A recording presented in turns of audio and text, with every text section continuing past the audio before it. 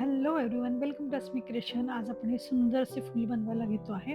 हे फूल तुम्ही hair accessories म्हणून किंवा बेल्टवरती किंवा डेकोरेशनला कुठेही तुम्ही वापरू शकतात. आता आपण हे बनवायला घेऊया. आता मी इथे व्हायलेट आणि व्हाईट कलरचं बनवलेलं आहे आणि ह्या मी 5 पाकळ्या वेगवेगळ्या करून घेतल्या आणि मध्ये मी मोती लावलेला आहे आणि हे क्रोशाने बनवलेलं आहे. सो ह्या 5 पाकळ्या आता मी पुढचं जे फूल बनवते ते पिंक कलरमध्ये बनवते. हे मी व्हायलेट आणि व्हाईट बनवून ठेवलेलं आहे. आता हेअर क्लिप मी याच्यासाठी घेते, हेअर क्लिपवरती लावायला म्हणजे तुम्हाला दाखवण्यासाठी घेते आहे. मोती घेतला, त्यानंतर सुई लागेल मला, कात्री आणि ह्या पिंक कलर, एक लाईट शेड आणि एक डार्क शेड अशी घेतली. मधली व्हाईट कलरची पिंक शेड घेते. आता हे पाठीमागे क्लिप लावलेली होती, हे छान क्लिपला पण लागू शकतं. तसंच हेअर बेल्टला लावलं तरी देखील चालेल, खूप सुंदर दिसतं किंवा पर्सेसला टाकलं तरी टाकेल. 4 नंबरची मी सुई घेतलेली आहे हे बनवण्यासाठी. आणि आता आपण हे बनवायला सुरुवात करूया. त्यासाठी मी आता पिंक कलर घेते मधला. तो मध्ये जे घेतला हे पाकळीसाठी मी तुम्हाला म्हटलं तसं पाकळी करून घेऊया, एक पाकळी. आता त्याच्यासाठी मी मॅजिक सर्कल पण घेऊ शकते किंवा ज्यांना मॅजिक सर्कल येत नाही त्यांच्यासाठी मी आता अशा ह्या 4 चेन घेतेय. 4 चेन घेतल्यानंतर हे बघा, हे बरोबर मधलं गोल. आता मॅजिक सर्कल घेतलं तर हे गोल कमी होणार नॅचरली आणि त्याच्या भोवती येणार.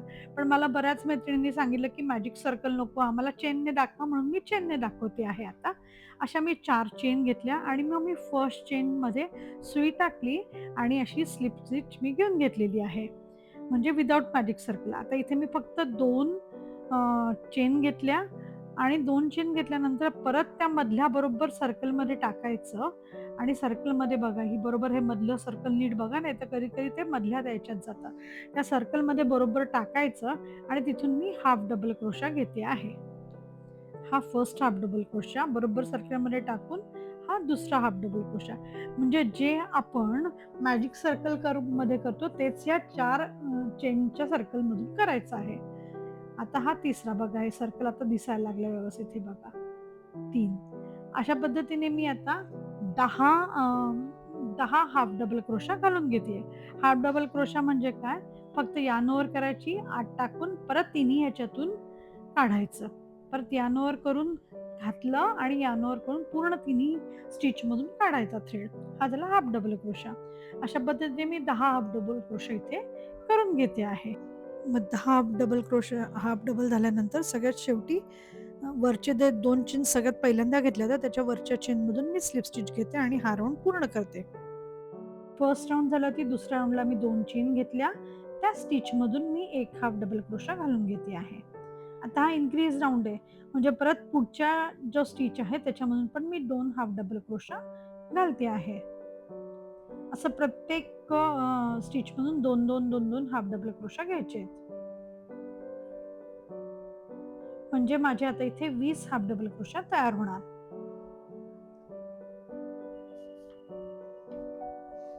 अशा पद्धतीने मी पूर्ण हे करून घेते आहे. हाफ डबल क्रोशा म्हणजे फक्त यार्न करायची, आत टाकल्यानंतर स्टिचमध्ये टाकायची सुई, परत यार्न करून तिन्ही स्टिचमधून ही काढून घ्यायची.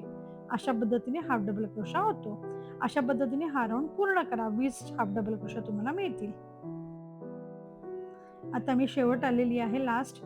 आता शेवटी आल्यानंतर परत मगासारखा हा राउंड इथे कंप्लीट करायचा आहे. इथे स्लिप स्टिच ही घेऊन घ्यायची आहे आणि कात्रीने कट करून हा राउंड संपवायचा आहे. त्यानंतर तुम्ही बघितलं असेल बघा, स्लिप स्टिच घेऊन टाकली आहे. आता हा माझा झाला एक, एवढं 2च राउंड हे मी सर्कल केलेला आहे.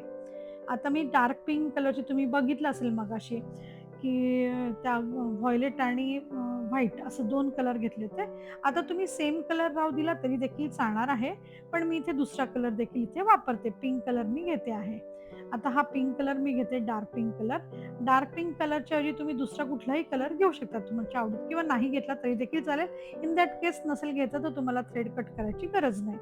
आता इथे मी दुसरा थ्रेड जॉईन करून घेतला आणि मग मी आता काय करते आहे, इथे मी फक्त इथे एक चेन घेतली आणि त्याच्यातूनच एक सिंगल क्रोशा घेतली आहे बघा. मग परत पुढच्या ह्याच्यातून एक सिंगल क्रोशा, त्याच्या पुढच्या स्टिच मधून 2 सिंगल क्रोशा, एका स्टिच मधून 2 सिंगल क्रोशा, त्याच स्टिच मध्ये दुसरा सिंगल क्रोशा, त्याच्या पुढच्या स्टिच मध्ये एक सिंगल क्रोशा, त्याच्या पुढच्या स्टिच मध्ये 2 सिंगल क्रोशा. अशा पद्धतीने मी आता हा राउंड पूर्ण करते. एका स्टिचमध्ये एक सिंगल क्रोशा, त्याच्या पुढच्या स्टिचमध्ये 2 सिंगल क्रोशा आणि पूर्ण राउंड मी अशा पद्धतीने पूर्ण करते आहे.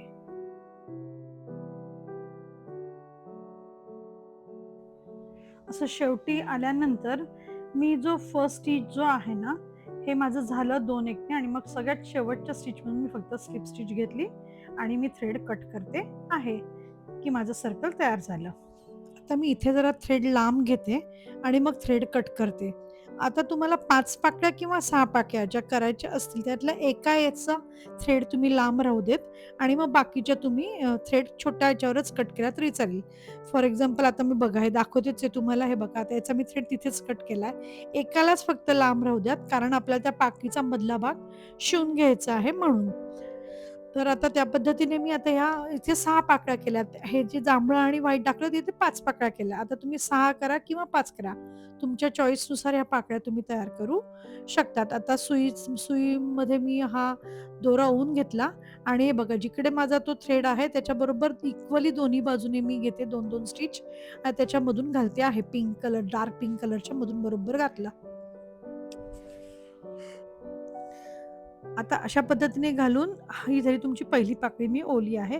त्याच पद्धतीने मला दुसरी पण ओवायची आहे. आता हे मी 2-2 सोडले. तुम्ही 3-3 खाली सोडला तर पाकळीचा आकार जरा जास्त कर्व्ह होईल खालच्या बाजूने. तुम्ही तुमच्या चॉईसनुसार हे घेऊ शकतात, पण 2-2 मला असं वाटतं बास होतंय बघा.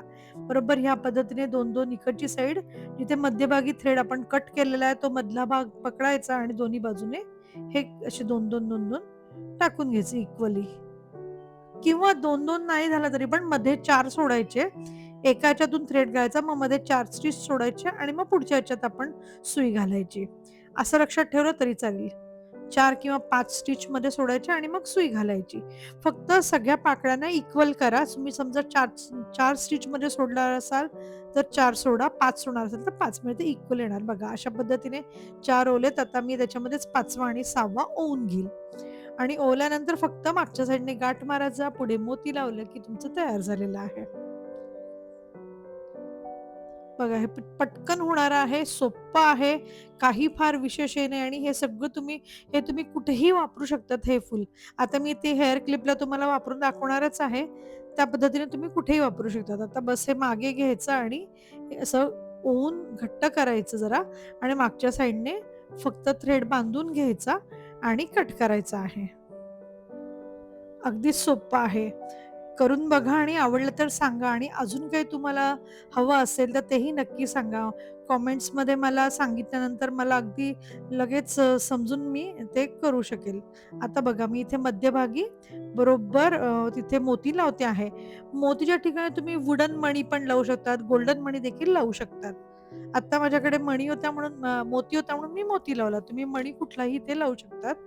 बघा अशा पद्धतीने तयार झालेलं आहे. बघा किती सुंदर दिसत आहे आणि हे असंच मी बघा किती सुंदर दिसते दोन्ही पण फुलं. तुम्ही वेगवेगळ्या कलर कॉम्बिनेशनमध्ये करा आणि टाका कमेंट्समध्ये जर केल्यानंतर, म्हणजे मलाही जरा हुरूप येतो. त्याचप्रमाणे प्लीज माझं चॅनल सबस्क्राईब करा. जवळपास 87% लोकं बघतात आहे, पण सबस्क्राईब करतच नाही चॅनल. सो प्लीज सबस्क्राईब करा आणि त्याच पद्धतीने आवडलं तर तेही मला सांगत चला, म्हणजे आणि पुढचंही काय करायचं ते सांगा. आता इथे बघा मी ह्या क्लिपवरती हा गम लावला आहे आणि त्याच्यावरती मी बरोबर चिटकवून घेते आहे हे.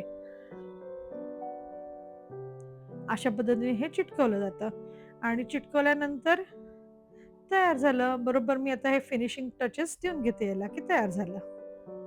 खूप सुंदर दिसतात. तुम्ही लहान मुलींच्या हेअर बँडवरती देखील लावू शकतात, मोठ्यांच्या क्लिपवरही लावू शकतात आणि सुईची साईज जर तुम्ही सुई छोटी घेतली, म्हणजे हुकची साईज जर तुम्ही छोटी घेतली, तर छोटं फूल तयार होणार.